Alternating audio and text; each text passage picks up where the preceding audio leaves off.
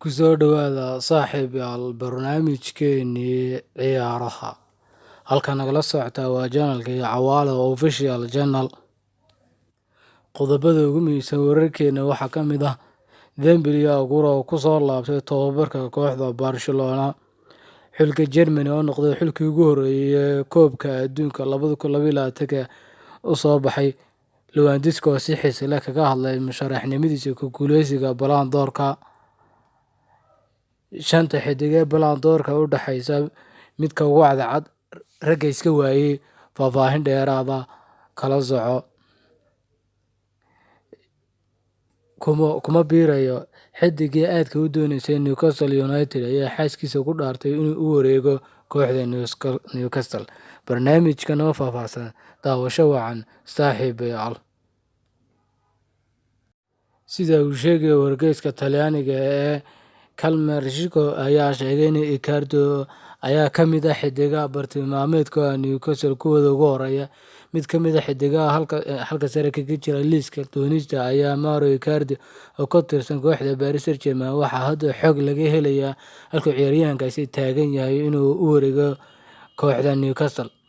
Xogaha cusub ayaa sheegay in Icardi uusan meelna uga socon magaalada Paris maadaama xaaskiisa Wanda ay door weyn ka ciyaarto go'aamada uu ka gaadhay aysan doonayn inuu ka tago magaalada Paris. Wakiilka Icardi Gabriele ayaa gebi ahaanba meesha ka saartay wararka la xiriira xidiga Newcastle, waxaana uu sheegay inaysan filaynin in Mauro Icardi uu koox kale u wareegi doono mustaqbalka dhow. Wararka kooxda Barcelona ayaa rajo qaba inuu kadib markii tababarku soo laabtay Ousmane Dembele iyo Aguero. Dembele ayaa ka soo muuqday tababarka kooxda markii ugu horeysay tan iyo markii qalliinka laga sameeyay jilibka midig oo ka dhaawacmay kulankii xulka France ee la ciyaaray Hungary tartanka Euro 2020. Dhinaca kale, Aguero ayaa Barca ku soo biiray si bilaash ah xagaaga kadib markii uu kusoo gabagabeeyay 10 sano oo ku sugnaa magaalada Manchester, isla markaana aanan weli u safan kooxda reer Spain ee tababarka kooxda ku soo laabtay markii ugu horeysay tan iyo dhaawacii uu ka soo gaadhay koobka tababarkii bishii 8 August. Si kastaba ha ahaatee, labada xidig ayaa tababar wanaagsan sameeyay, balse sida la soo xigtay barta rasmiga ee Barcelona ku leedahay Twitter-ka, weeraryahannadan ayaa u baahan in waaxda caafimaadka siiyaan fasax buuxa si ay ugu ciyaari karaan. Macalinka kooxda Ronald Koeman ayaa ciyaari doonta naadiga Valencia ka tirsan La Liga ka dhici doona Axadda, iyadoo kaliya hal guul ka gaadhay 6dii kulan ee ugu dambeeyay ee tartamada oo dhan, xilli 4 ka mid ah kulamadaas gool dhalin kari waayeen. Xulka qaranka Germany ayaa iska xaadiriyay heerka guruubyada koobka adduunka 2022 ka dhici doona dalka Qatar kadib markii 4-0 ay ku xaaqday dhigeeda Macedonia xalay. Kai Havertz ayaa daha furay bandhigga goolasha daqiiqadii 50aad ee ciyaarta iyadoo uu 2 gool xidhiidh ah raacsaday. Xidiga kooxda ee Chelsea ka wada tirsan yihiin Timo Werner, waxaana goolka afraad raacsaday Jamal Musiala. Guushaas ayaa ka dhigtay in xulka Jarmal uu adkaaday 7 ka mid ah 8dii kulan ee uu ciyaaray guruubyada. Wargeyska France ayaa saadaaliyay shanta xidig ee ugu cad hanashada Ballon d'Or-ka ayaa aaminsan in Neymar oo Paris Saint-Germain ka tirsan uu ku dhibtoon doono inuu wax codad ah helo. Abaalmarintan sumcadda weyn leh ayaa gebi ahaanba la kansalay sanadkii hore 2022 sababtoo ah caabuqa coronavirus, balse sanadkan ayaa dib loo qaban doonaa magaalada Paris, gaar ahaan tiyaatarka Gillette 29 Noofambar ee sanadkan ay dhacayso.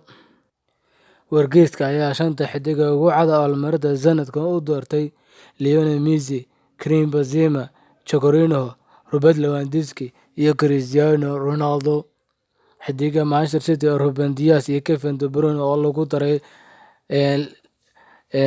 daray labaleyda England ee Harry Kane iyo Raheem Sterling ayaa macquul tahay inay booska Neymar sii fogeeyaan. Messi ayaa ku guuleystay Copa America iyo Copa del Rey. Coutinho ayaa sidoo kale qaaday Champions League, Euro.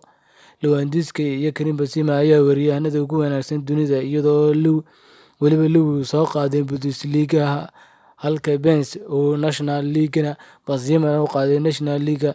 la soo qaaday faras. Ronaldo ayaa dhinaciisa soo hantay Coppa Italia, sidoo kalena gooldhaliyihii ugu sarreeyay Talyaaniga ahaa. Majalladan qiimeysa Ballon d'Or ayaa intaas ku dartay in xiddiga ugu cadcad u arkaan Messi, halka saddexda sare ay ku dhameysan doonaan Karim Benzema iyo Lewandowski. Lewandowski ayaa shakhsiyan marka ay noqoto xiddiga ugu fiican dunida labadii sano ee ugu dambeeyay, halka Benzema uu ahaa ciyaaryahanka ugu wanaagsan horyaalka La Liga xilli ciyaareedkan. Xiddiga kale ee Premier League hoose ayaa lagu tilmaami karaa Azpilicueta, De Bruyne, Bruno Fernandes, Ruben Dias, Foden, Harry Kane, N'Golo Kante, Romelu Lukaku, Riyad Mahrez, Mason Mount, Raheem Sterling, Mohamed Salah. waa xiddigaha Premier League iyaguna aadka musharaxiinta soddonka ka mid ah. Chiellini ayaa noqon kara xiddiga shanaad ee khadka dhexe ee ku guuleystay Ballon d'Or qarnigan, waxaana horeeyay ku guuleystay Luis Figo, Nedved, Ricardo Kaka iyo Luka Modric. Messi ayaa isagu sanadkii hore 47 kulan tartamo oo dhan dhaliyay 38 gool, halka Ronaldo 47 kulan ku dhaliyay 34 gool. Sidoo kale uu guuleystay gooldhalinta Serie A oo 36 jir kaga qaaday Romelu Lukaku. Weeraryahanka kooxda Bayern Munich Robert Lewandowski ayaa xaqiijiyay inuu rajeynayo inuu ku guuleysto abaalmarinta Ballon d'Or sanadkan 2021 marka loo eego guuluhu soo gaadhay heerarka kala duwan ee Bavarian. Magaca Robert Lewandowski wuxuu ka dhex muuqdaa musharaxiinta ugu cadcad ku guuleysiga abaalmarinta sanadka Ballon d'Or, gaar ahaan kadib markii uu ku guuleystay kabta dahabka Yurub xilli ciyaareedkii 2020 ilaa 2021, isagoo dhaliyay 41 gool, wuxuuna ka sare maray dhammaan weeraryahanada kooxaha waaweyn ee Yurub. Wargeys ka soo baxa dalka Spain ee Marca ayaa soo xigtay wareysi xiiso badan Robert Lewandowski kaga hadlay fursadiisa ku aadan ku guuleysiga abaalmarinta Ballon d'Or sanadkan.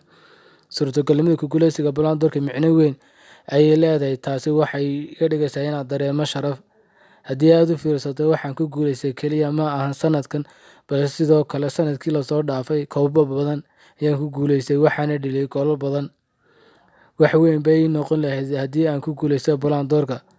Waxaan ku guuleystay Champions League, UEFA Super League, Club World Cup, jebinta rikoodhkii Gerard Muller, horyaalka Jarmalka, iyo sidoo kale guulo kale waaweyn ayaan gaadhay. Sidaa waxaa sheegay Robert Lewandowski mar wareysi ka qaaday wargeyska Marca. Barnaamijkeennii ciyaaruhu intaas ayuu ku eegay. Asxaabta nagu cusub, fadlan subscribe noo saara. Asxaabta hore noola joogtana like iyo share nagu dara. Mahadsanidin.